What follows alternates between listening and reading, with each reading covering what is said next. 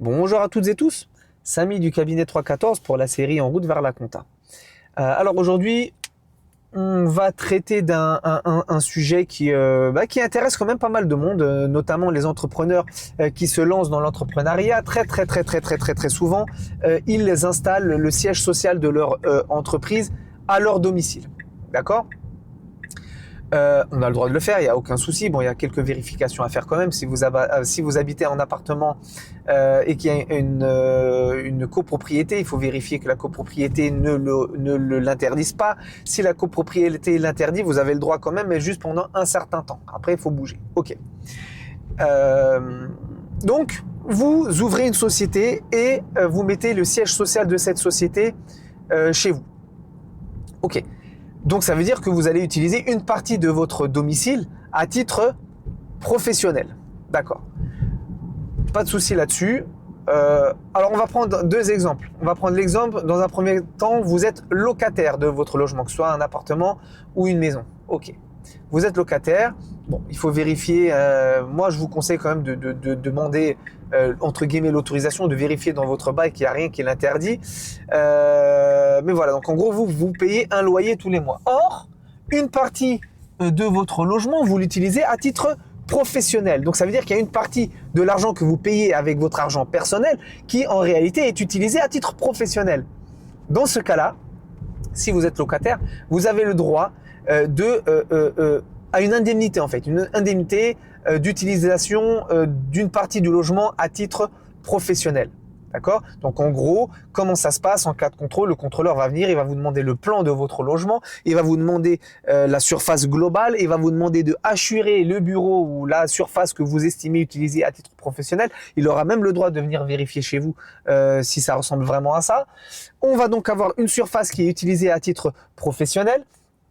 On va calculer une quote-part, un prorata, donc on va prendre la quote-part utilisée à titre professionnel divisé par le total du logement, on va trouver un pourcentage. Mettons 15%. Et bien à ce moment-là, vous aurez le droit de demander une indemnité d'occupation à votre société de 15% du loyer, des charges, de, je sais pas moi, taxes d'habitation si vous en payez encore, de l'électricité, du gaz, etc., etc. D'accord ? On a le droit d'utiliser ce pourcentage-là. Maintenant, si jamais vous avez une activité à la maison qui utilise vraiment de l'électricité pour plus que ce prorata-là et que vous avez la possibilité de le justifier, vous avez le droit de le faire aussi. Donc ça c'est si vous êtes locataire. Et cette indemnité-là n'est soumise à rien. Pas de cotisation sociale, pas d'impôt, non.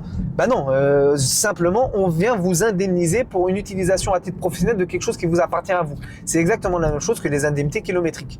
D'accord ? Donc, pas de cotisation sociale, pas d'impôt sur le revenu là-dessus.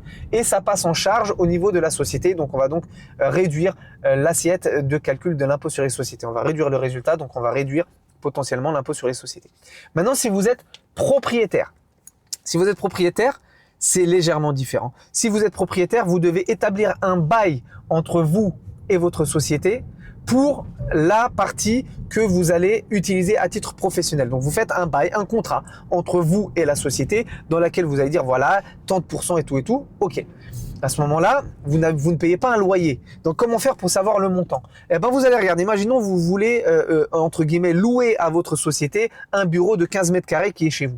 Dans ce cas-là, vous devez faire une petite recherche dans votre secteur. Vous allez regarder dans votre quartier. Si jamais vous deviez louer un bureau de cette surface-là, en l'occurrence là, dans notre exemple 15 mètres carrés, quel aurait été le prix ? Vous trouvez un montant. Eh ben, c'est ce montant-là que vous allez mettre dans le bail. Ok. Maintenant, il y a quand même une grosse différence avec les locataires. On a dit que les locataires, ce sont des indemnités qui ne sont ni imposables ni soumises à cotisation, alors que là, ça va être considéré comme du revenu foncier. Donc en gros, d'un côté, sur la société, on va passer de la charge, donc on va réduire le résultat et on va réduire potentiellement l'impôt sur les sociétés. Et au maximum, l'impôt sur les sociétés, c'est 25%. Ok. Mais de l'autre côté, ça va vous créer un revenu foncier que vous allez devoir déclarer sur votre déclaration de revenus en foncier. Si jamais c'est le seul revenu foncier que vous avez et que c'est inférieur à 15 000 € par an, vous pouvez déclarer ça en micro-foncier. Donc, vous allez déclarer le loyer, vous allez avoir un abattement de 30% et sur les 70% qui restent, vous allez payer CSG CRDS, de mémoire, ça doit être 18,6% maintenant de CSG CRDS et l'impôt sur le revenu à votre barème. D'accord? Donc, il ne faut pas oublier ça. D'accord? Il ne faut pas oublier ça. Pour rappel, un CSG CRDS, c'est le trou de la Sécu. Ça rentre directement dans le trou de la Sécu, ça vous donne droit à rien. Et l'impôt, c'est de l'impôt. Ok? Donc, en gros, selon votre barème d'impôt sur le revenu, ça peut être contre-productif en réalité. Ça peut être contre-productif parce que ça peut vous générer plus de cotisations, de CSG, CRDS non déductibles et d'impôt sur le revenu que d'économies d'impôt sur les sociétés. Par contre, en contrepartie, vous allez quand même toucher des sous. C'est-à-dire que même si vous allez payer des cotisations, donc CSG, CRDS qui vous donnent droit à rien, et de l'impôt sur le revenu, vous allez quand même avoir de l'argent dans la poche. En tout cas, il y a un calcul à faire. Il y a un point de bascule où à un moment donné, ça sera malgré tout potentiellement beaucoup moins intéressant. Voilà, j'espère que ça a pu répondre à vos questions, que ça a pu vous donner une information. N'hésitez pas à me mettre en commentaire si c'est pas le cas et si vous voulez que j'approfondisse le thème. N'hésitez pas à me donner d'autres thèmes, à me poser d'autres questions. N'hésitez pas à vous abonner, n'hésitez pas à partager et à commenter. Je vous souhaite une très bonne continuation et je vous dis à très bientôt. Ciao.